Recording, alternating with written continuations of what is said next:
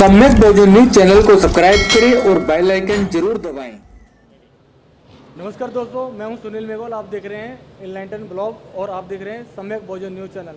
मेरे साथ में दुनिया के सबसे विद्वान लीडर जिनका नाम है धीमान विजय मानकर जी। अब जो दुनिया बदल रही है, यानी कि साइंस एंड टेक्नोलॉजी के माध्यम में जो दुनिया बदल रही है, डेमोक्रेसी के भी अंदर साइंस एंड टेक्नोलॉजी आने वाला है, उसका एक इन्होंने आविष्कार किया है या रिसर्च किया है, हम जानना चाहेंगे सर से। ये कॉस्मो ह्यूमैनिज्म है और अभी हम कॉस्मो ह्यूमैनिज्म का ही ट्रेनिंग दे रहे हैं। देश से 10 राज्यों के लोग आए हुए हैं, पार्टी के, अम्बेडकर पार्टी ऑफ इंडिया के, बेसिकली ऑफिस बेरर से। उनको हम ये ट्रेनिंग दे रहे हैं। जो दुनिया में चेंजेस आ रहे हैं उसमें सबसे इम्पॉर्टेंट साइंस एंड टेक्नोलॉजी का एक बहुत बड़ा रोल है। दूसरा इकोनॉमी एंड फिनांस का बहुत बड़ा रोल है। फिर रूल ऑफ लॉ का जो है इम्पॉर्टेंट रोल है, और इंटरनेशनल रिलेशंस और इंटरनेशनल जो जस्टिस है ऑर्डर का, उसके इम्पॉर्टेंट रोल्स आ रहे हैं। तो ये तमाम चीज़ों को समझे बगैर जो है हम देश में जो है वो बदलाव नहीं ला सकते अपने लोकतंत्र में और लोगों के क्वालिटीज़ में। यही चीज़ों का वास्ट ट्रेनिंग चल रहा है। सर, जिस तरीके से भी इंडिया में पॉलिसियाँ चल रही है, डॉक्यूमेंट चल रहे हैं, तो आपका और अभी की जो वर्तमान में जो सरकार है उसके अंदर क्या डिफरेंस है, थोड़ा सा बताने की बहुत ज़्यादा डिफरेंस है। देखिए, अभी हमारे देश में जो बेसिक नीतियाँ हैं, वो बेसिक जो नीतियाँ हैं वो साइंस एंड टेक्नोलॉजी पर नहीं हैं। एक तो सबसे पहली बात है। दूसरा, हमने मार्केट इकोनॉमी को पहले अडॉप्ट करना चाहिए था, थोड़ा लेट किया है 1991 के बाद में।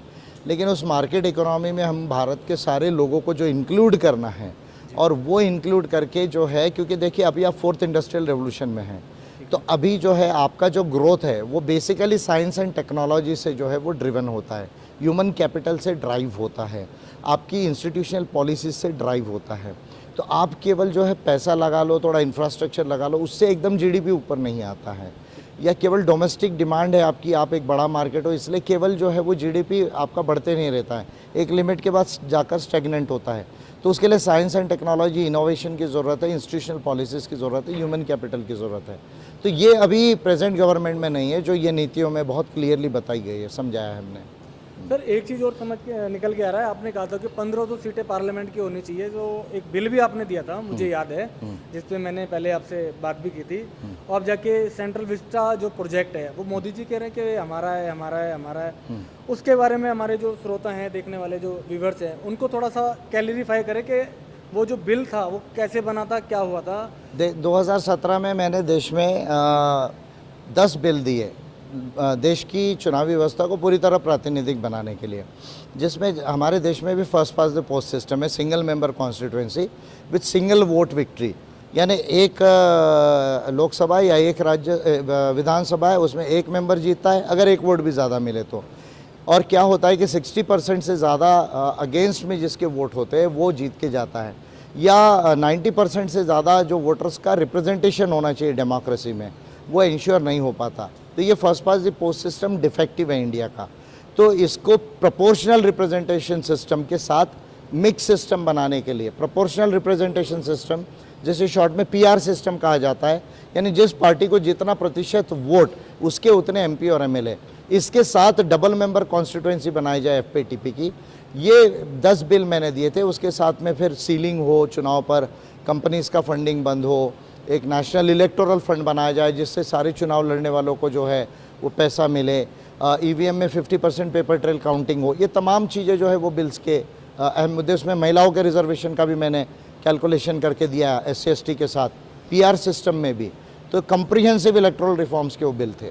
उसके बाद जाकर जो है आप जो सेंट्रल विस्टा प्रोजेक्ट बोल रहे हैं, वो तो संकल्पना बहुत पहले की है, वो तो ब्रिटिश गवर्नमेंट के बाद जब नेहरू जी की गवर्नमेंट थी तब से संकल्पना है। लेकिन अभी जो नई पार्लियामेंट बन रही है उसमें 888 जो लोकसभा में एमपीज होंगे और राज्यसभा में 325 प्लस, ये मेरे बिल के बाद जो है वो हुए हैं, 17 के बाद में।